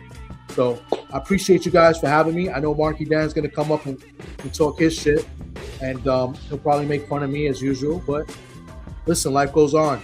Appreciate you guys, and we'll talk soon. Appreciate you, Thomas. Indeed. TD Sports Talk. Y'all know what it is. And on the mic, who patiently waited. You know what I mean? Salute to Mr. Marky Dan. How you doing, brother? I'm doing well. Salutes to both of you fellas. What's Mr. up? What's KG, up? Mr. What's Odd that? Fella. I hope y'all are doing well yourselves on this nice evening. Shout out to Chop Cheese Boy, aka Tommy from the Bronx, aka Pastrami on Ride Bandit. You got a shorty in the car with you or something, Marky Dan? Why you trying to sound so smooth over there, man? You good? Well, I've partaken in some THC Oh, substances. I knew it was something. I'm very much relaxed. So, you got that good shit down there, goddamn, on the yeah, island. I think Goddamn. You sound like, I hear what you're you talking got, about, bro. yeah. You got some Jamaican brick weed or I sound something? like I got a light skin. I sound like I got a light skin voice on me, don't I? Yeah, and you got a light skinned big booty sitting next to you or something, goddamn it. Shit. I got you, what they call that? Binoid Premium. It's some Delta 9 gummies. They're beautiful. Oh, you on the gummies. Okay. Yeah. God damn, that shit. He smack cam like a motherfucker right there. Damn. Absolutely. Did you pay for it with the friendly 50s that you received? No, this is I mean, this has been paid for, but I'll say this. Where 503 lied at? I ain't heard from this guy. Where is he at? Oh, he told me he was going to send me a text. He I ain't heard nothing since. Oh, you had to come to I ain't two of gonna the say he ducking suspects me. for five. You saying 5 ducking you? 503 ducking you? Oh my god. Okay, I ain't saying, man, ducking me was true. I ain't Just say you seeing ain't like heard that from him. I ain't seeing like a rush to make payment. That's all I'll say about that. He might have withdrawn his request. I ain't trying to hear that. He might have withdrawn his request. You know what I'm saying? He ain't hear from his representative? Nah, I ain't hear nothing. I'm trying to find out how I get my friend. No, not friendly. It's an extra friendly 50. After all that crap he was talking about. Man, Marky, you don't know what you're talking about. Earl Spence is different.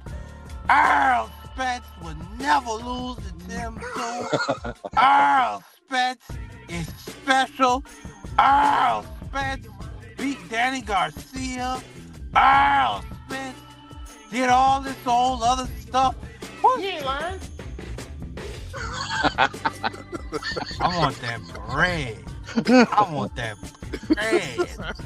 Marky dead on that Delta 9. Want that I got you, homie. See, I took a friend. That's why Chop Cheese Tom is so lucky. It's so lucky that y'all got a one person for Mike Rule. I'm coming on here to really put speed on that.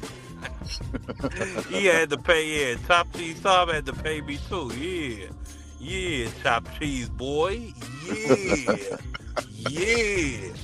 Hey, see, look. See, look. See, look. Thomas Friendly 50 wouldn't have been so bad if Pringa had completed the job, because Pringa would have paid us both 200 in there, like $42 a piece. You know what I'm saying? So, yeah, I think Thomas would have gladly paid you 50. Probably would have added tax to it too, because if Pringa had did what he was supposed to do. It's not about the money. It's about the nut dragging rights. That's what rights. It's about letting Chop Cheese boy know that he was wrong. I get way more enjoyment out of life doing that than having him send me $50 every day and twice on Sunday.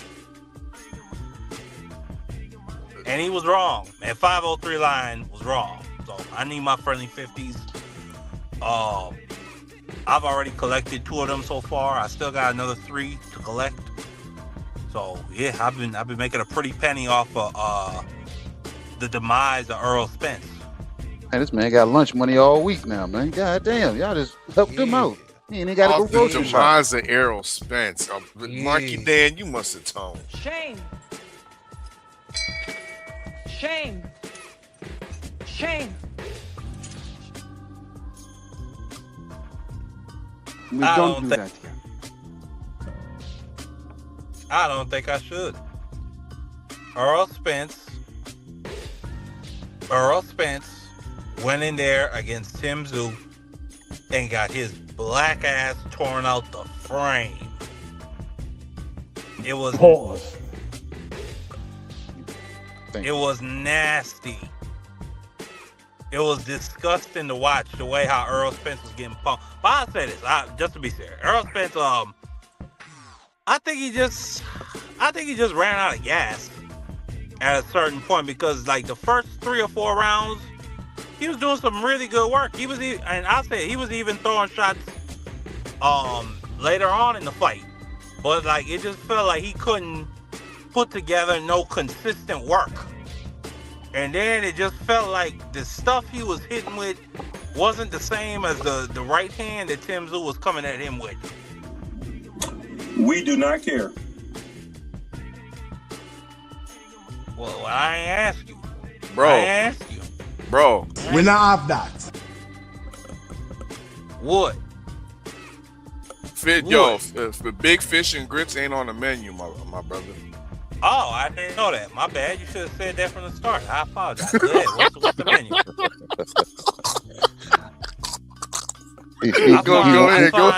He won't hear for the menu. Yeah. So talking about the demise and the peril and the death of Earl Spence is we not have that. That's crazy. Bro, you missed the last show then. Yeah, you missed the last show then. Because we've been serving up big fish for the last 2 lounges, bro. Was the last show before the fight? You still want to eat big fish? The last show was after the fight, because we talked about it. Oh, okay. Then I missed that. I missed that lounge. My bad. He had them friendly 50s in hand and the Delta 9 in the system. That's what it is. He came here looking for 503. That's what it is. Yeah, that's what it was. That's why we gave you a half a cook. You know what I mean? We gave you a half a cook before we had to tell you, yo, we don't have that.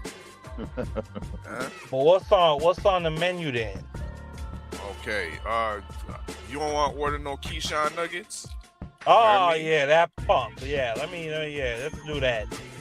That guy, I've never seen a duo or a group like the Brother Boys. Keyshawn Davis, Shakur Stevenson. I mean, I really don't get it. No nuts. Pause. I mean, the nutlessness on display. Pause. It's disgusting to watch. First, you have at 135. You remember when Shakur moved up to 135, and then he hopped in the ring and tried to clout chase off Devin Haney. Then he had the Devin Haney's party and sent some bottles and a cake over that said sign the contract. Then Devin Haney put 25 on that hoe, which was Shakur Stevenson's biggest payday to date. And then Shakur turned it down. And then Shakur come out with some BS excuse. Oh, I don't think they really want the fight. I think, we're going to fight at 147. I get it. He been there. Shut your whole ass up. You clout chasing bum. Excuse me. He's not... They're not bums and they're not hoes. They'll put hands and feet on me. But the behavior, what they'll do, they'll put hands and feet on me if I ain't got that knife or if I ain't got that head smacker. But the behavior from these two men, like what Tommy said earlier, Keyshawn Davis's nickname is the businessman. And you do this. You do the BS against Dos Santos.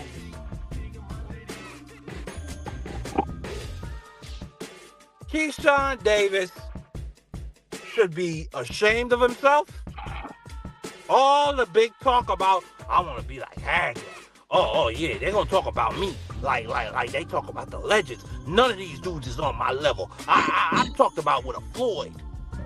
Shut your whole ass up, boy. You a punk.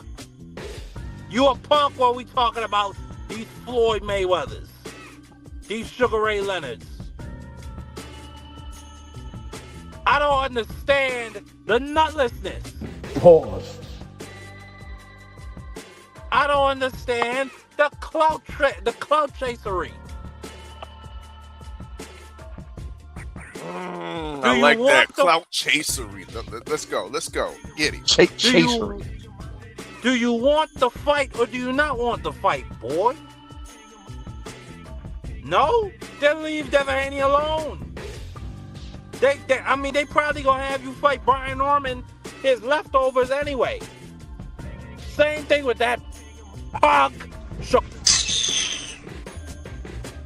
We got videos of Shakur dropping to his knees next to Edgar Berlanga, singing Chris Brown song, talking about he's about to dive in. Pause. In a room that had nothing but men, no women for miles,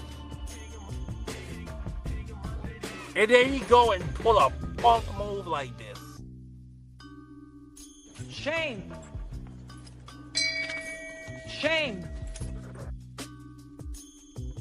And when I talk about Shakur pulling a punk move, I'm talking about the whole 144 negotiations and BS. And then you remember what Shakur said? Because Dav was allegedly trying to negotiate with Tank.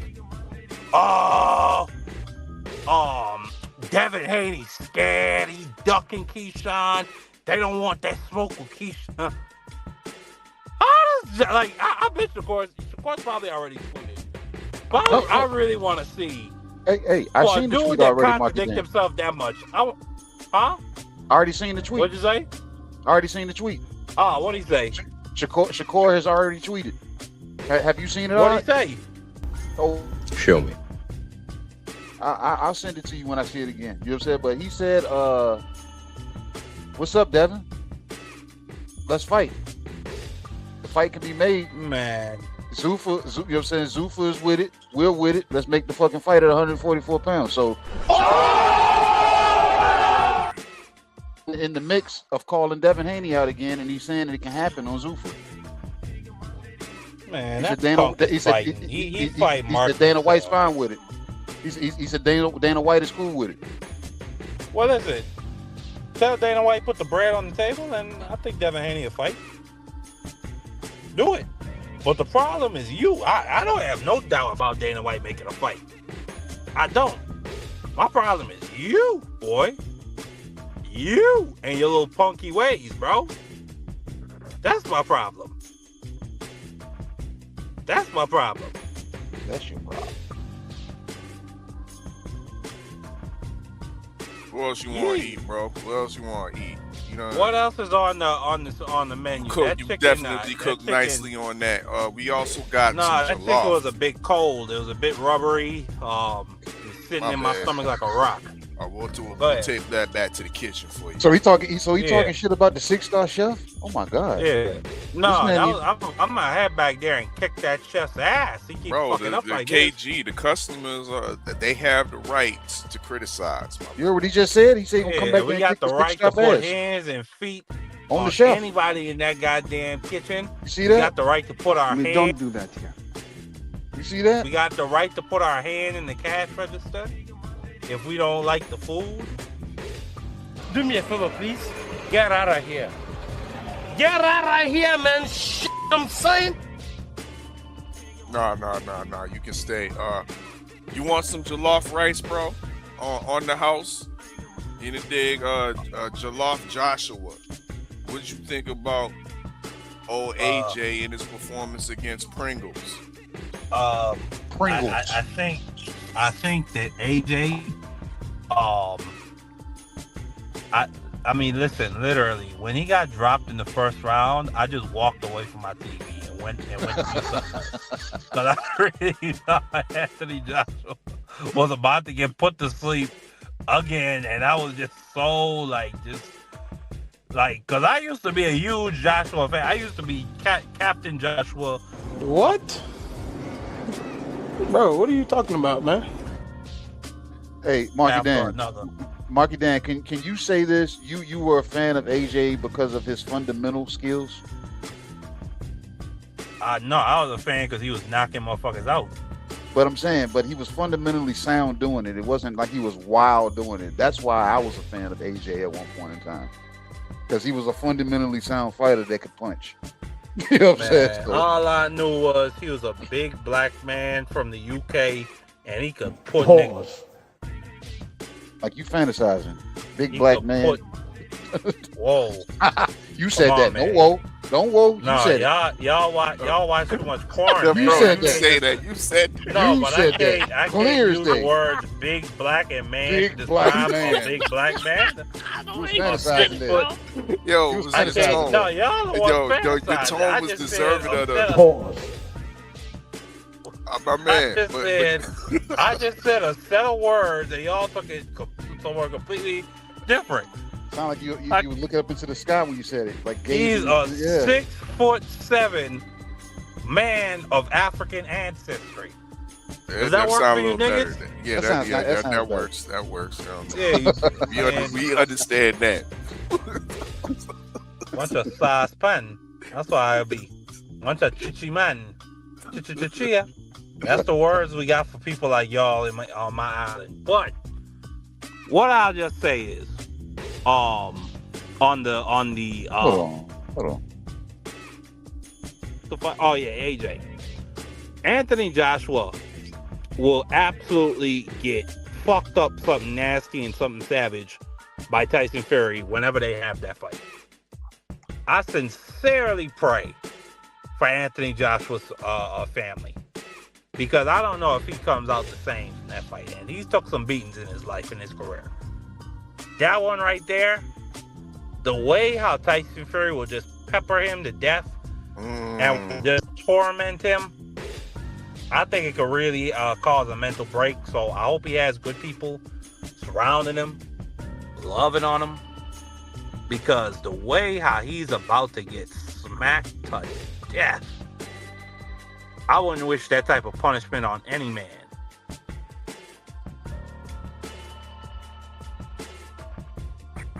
What else is on the menu? We'll give you one more because you VIP in the dig. We got Absolutely. the Roach Reaper split.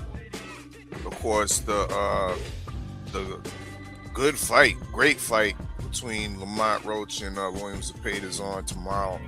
The Zone. Of course, the return of Charles Conwell fighting, I believe, Paul Kroll. And we got oh man, this is a bunch of Quick grass Draw and Randall bread you found bring fighting into my Raul Curiel. So it's definitely a decent undercard. But what's your thoughts on Lamont Roach? So some bread, butter, and some lettuce. That's what else you got for me on this menu here. It's terrible, but no. I'm gonna be honest. I'm gonna be honest. It's a good fight. Lamont Roach, William Zepeda, interesting fight. I'm kind of favoring William Zepeda because Lamont Roach is so flat-footed. And William Zepeda is somebody that just pressures, and works and outworks. So I'm kind of wondering how is Lamont Roach going to be able to deal with that pressure through 12 rounds? I see Lamont Roach pulling out some early rounds, but then later and later as the fight goes on, more and more, I just see him, getting more and more tired, and then eventually, I wouldn't be shocked if William Zepeda broke him down and stopped him. But I think it will be definitely a fan-friendly fight for while it lasts. And then I don't know none of them other boys y'all are talking about. I think I know the Quentin Randall guy, but I mean, he just never does nothing. The last significant thing I remember him doing was Brian Norman, and years ago. Yeah, that's about it. You know, Raymond Martelia is fighting Robson Conceição. Oh yeah. I heard about that. Hoping can say something, by the way. It's a good fight. Good matchup. I see Martelia doing what he's supposed to do as a young, hungry champion. But Hoping could say whatever you want, man. He's a dangerous fighter on any given night. He could go in there and upset the apple cart. He did it. We saw with Oscar Valdez. They robbed him, unfortunately. He did it against O'Shaquie Foster. No, a lot of people didn't disagree with that decision. Hey, in my opinion, them last 4 or 5 rounds, neither of those guys were really doing anything. So it is what it is. I don't think Robson Conceição is as dangerous as his manager is. Manager's dangerous because he keeps getting this motherfucker put into fights. How does he keep getting title fights? So Robson ain't he's only as dangerous as his damn manager is. well, that could be the case. Yeah, I would agree. I heard what Chop Cheese Tom said earlier about having the right pictures on the right person. It wouldn't shock me at all. I'll just say that right there.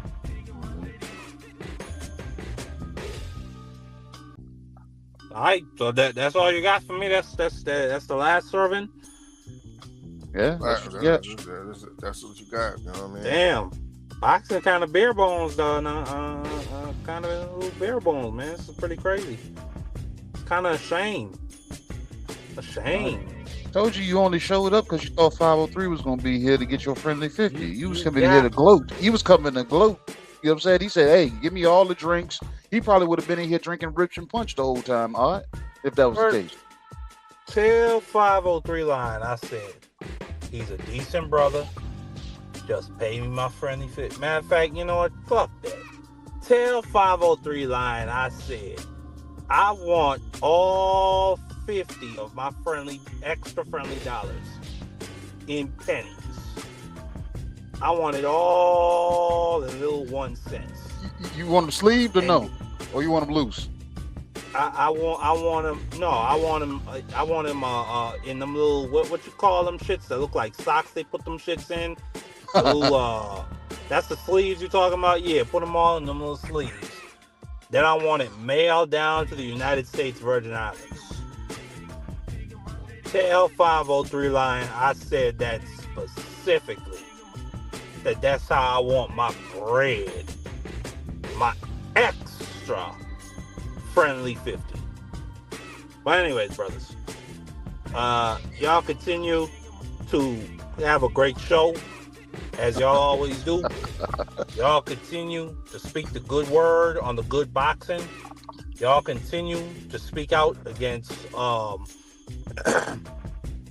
dishonorable niggas, and backstabbers and not good people and people that don't pay bets and don't pay extra friendly bets.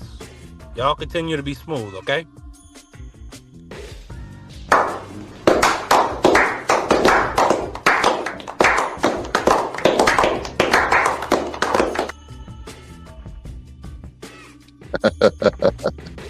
That's Marky Dan, man, Mr. Friendly 50 itself.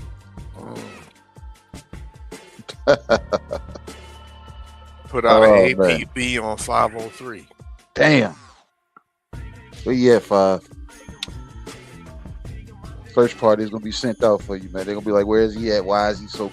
Look, Marky Dan is gonna turn into Bill Haney. He gonna say, hey, he's so silent. Why you so quiet? Where you at? Where you at? Yep, that's what's gonna happen. But it is what it is, man. You know what I'm saying?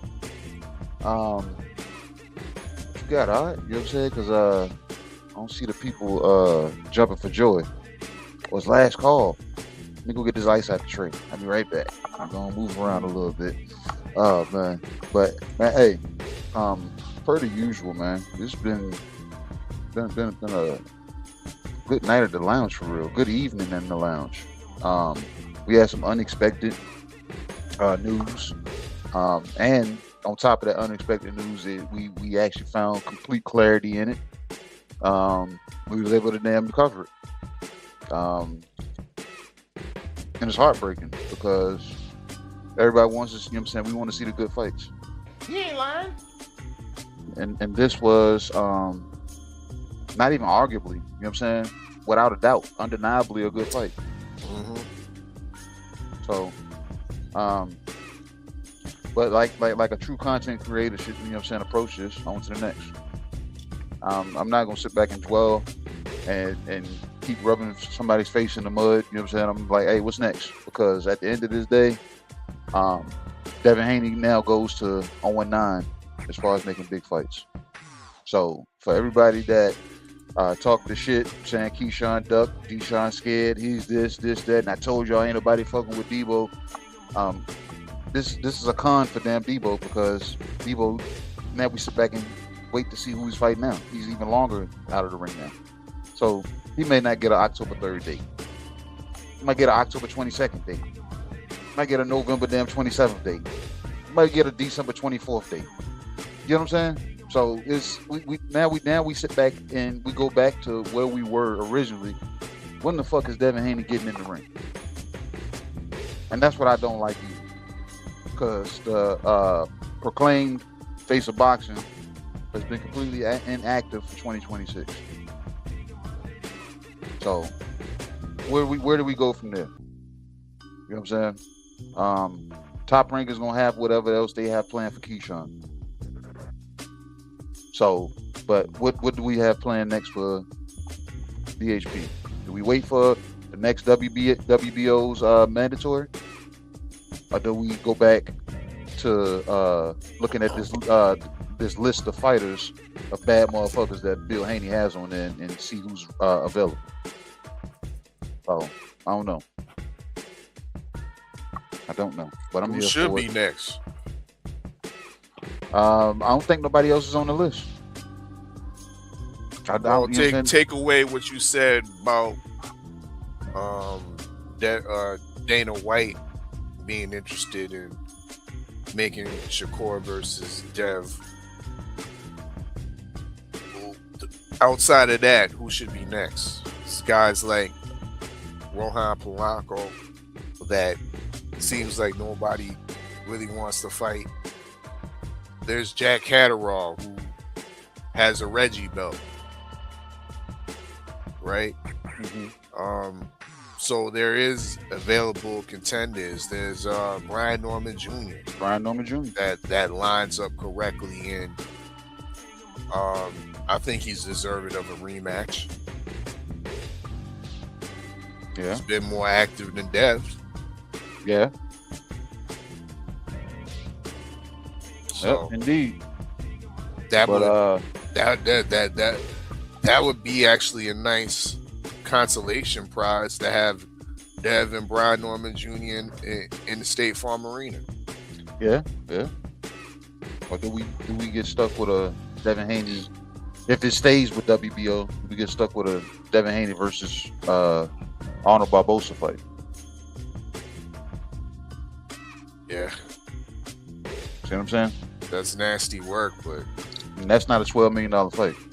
That's the fight they should have took when Ryan Garcia was bullshit, juiced up and came in out of weight. But I don't want to see it now, to be honest. And then we got our boy Delonte Tiger Johnson, ranked number 10. Yeah, you know what? He qualifies, in my opinion. You know what I mean? Fuck all this. Does he deserve the fight? No. Does he qualify for the fight? Yes, he does. He qualifies for this beatdown cage. Let him get that work. So should he jump for that fight or go with the smoke that he's trying to get developed with him and Brian Norman? Because Tiger Johnson recently, you know what I'm saying, has called Brian Norman to the stage and said, "Let's dance, bro." And Brian Norman said, "You know what it is, let's get to it." So, I don't know, man. I think the 47-pound division is a lot more active than what people want to, you know what I'm saying, really say, because it's the names that they don't watch. That tells me they just skim through boxing. They don't really watch it. Because pretty much everybody we just named, you know what I'm saying, these guys, you know what I'm saying, I want to say former dance partners right now, especially and at this juncture right now. 9 months of inactivity. These guys are ranked. You're not gonna get the big money, but it is what it is. Unless, you know what I'm saying, the zone is exclusively paying you a you know what I'm saying, a flat rate. So, but like I said, I ain't heard no details, no deets, no nothing on that, so I don't know. I want to play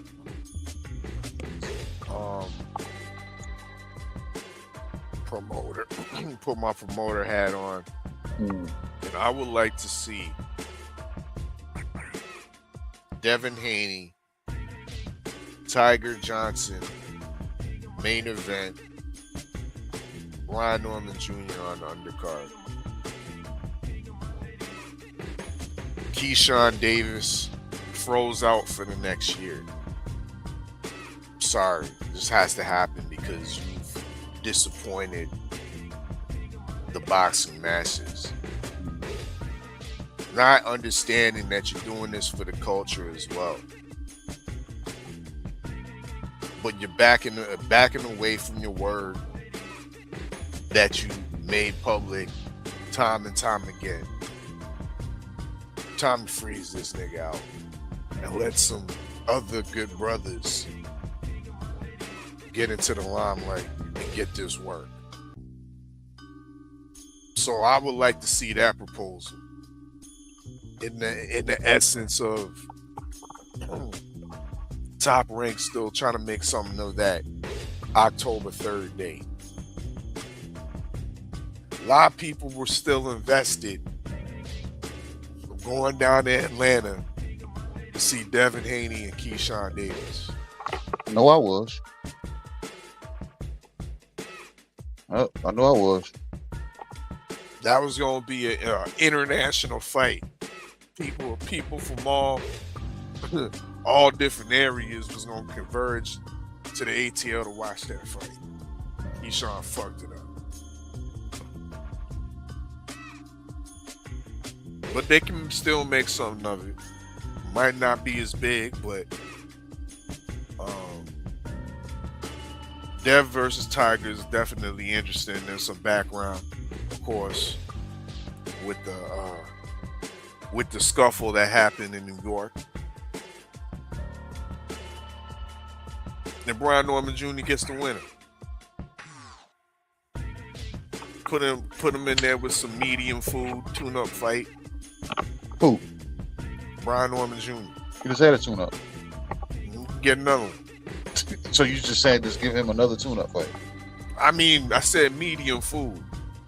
Who would be medium food right now at 47? Pacquiao? Because he's still ranked. He's still ranked. Pacquiao ain't gonna be on nobody's undercard though. Yeah, you right. You medium food. You know what? Medium food would be Blair Cobb. Oh man, where has Blair been? Like Blair Cobb needs some work. And then that'd be interesting because even if, you know what I'm saying, if Brian Norman is considering going to 54, then he just beat up a Philly fighter. So, I don't know, man. It's all about creating storylines, I guess.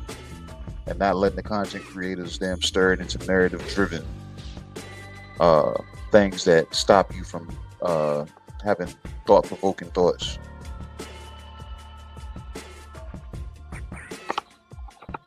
What? Stanione is still around. Where the fuck has he been at? When was the last time he fought? Probably 4 or 5 months back in Lithuania. Queen said Blair Cobb would be tricky. It'd be tricky for B? I don't think so. Nah. I don't think it'd be tricky for B. Cobb looked pretty on a t-shirt. Yeah.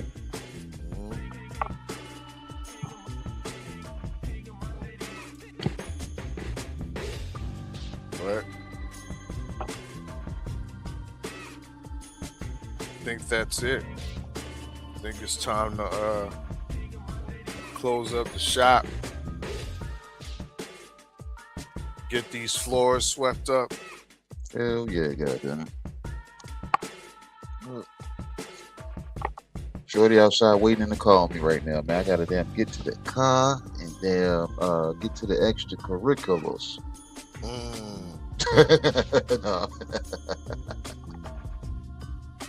No. That's what's up. Oh man, but hey, shout out to everybody that pulled up. You know what I'm saying? Everybody that did hit the link, those that thought about hitting the link, those that will hit the link next time. It's been a good one. You know what I'm saying? It's been a pretty good meeting. I know you guys didn't come in and try out the Richmond Punch, maybe because you're not too familiar with it. But August 22nd, we got action here in Richmond, Virginia, out in the Henrico County at Uplay Sports Complex. Richmond Punch Out, championship-minded promotions, partnered with the US6 and various other sponsors. We will be in the house August 22nd. 8 fights. And the thing is, I think we lied. I think it might be 10 because we just added a fight. So, like I said, it's a good night of fights. If you're in the Richmond area, surrounding Virginia areas, pull up, come partake. And if you're not in the area, the fight will be streamed on millions.com, on pay-per-view.com. Follow anything US6 and you will be linked with that information, or follow me and you'll be linked with that information. August 22nd, main event, Natasha the Nightmare Spence and Precious Pressure Harris McCray. They throw down for the WBA international title. And what we got Sunday,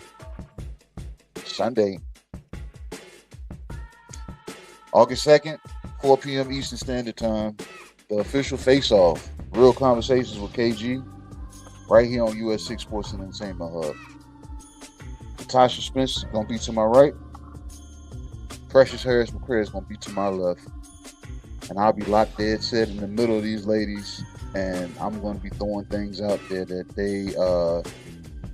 it might ruffle each other's feathers a little bit more than the beef that they are ensuing inside their damn stories right now. These ladies are currently going back and forth a bit.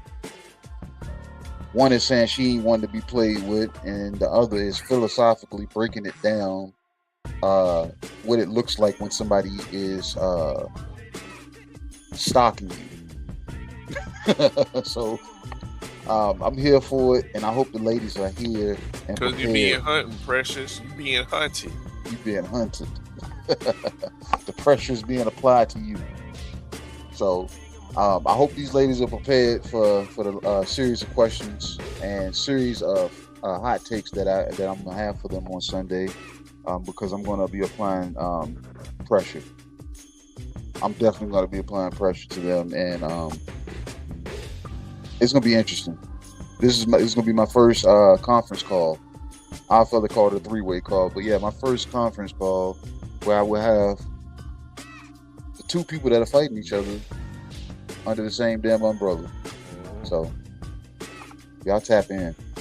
Sunday, August 2nd, 4 p.m. Eastern Standard Time. Right here, US6 Sports and Entertainment Hub. Real conversations with KG. Face Off.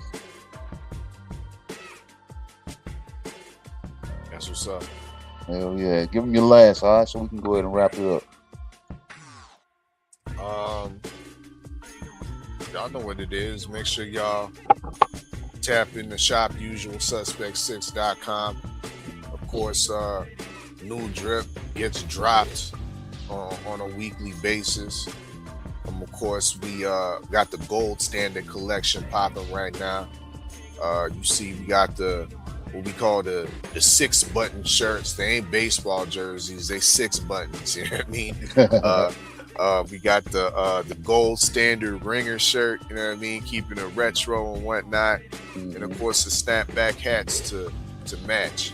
So y'all know what it is. Go tap in the shop usualsuspect6.com, because y'all fit the description. You saw those pics I sent you? Indeed. Hell yeah, man. And like I said, I got 2 more in the tuck, man, that I'm wearing the damn to wear, man. But everybody that's been pulled up, man, that's still here, we appreciate you, man. We're about to close down, turn these lights down. We're about to peel up out of here, man. This has been the US6 Sports and Entertainment Hub open mic. The lounge is officially closed. usualsuspect6.com.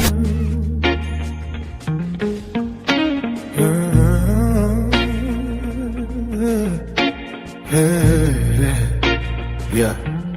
The good Dr. KG, white coat over all black. Prescription for the truth, they allergic to the contact. Cadillac, red beltway, smoke in a dialogue.